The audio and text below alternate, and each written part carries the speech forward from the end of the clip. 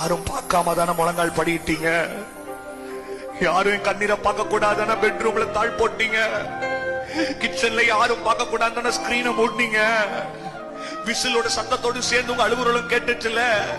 Bathroom டேப்ப open பண்ணிட்டு அழுதீங்கல்ல.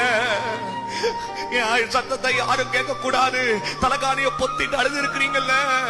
வாசப்படியில் உங்க கணவனை அனுப்பி விட்டுட்டு மறுபடியும் திரும்பி தாழ் போட்டு வந்து அழுது இருக்கிறீங்கல்ல.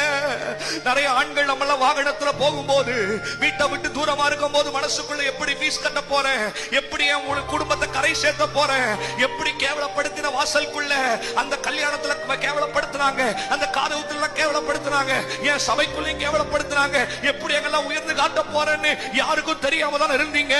தெரியாத உங்களை இயேசு அறிந்தபடியால் எல்லாரும் அறிந்த கர்த்தரான மேன்மை உள்ள காரியமாய் கர்த்தர் யாராவத்தையும் கொண்டு உன்னை வெளியே கொண்டு வர வைக்க முடியும்.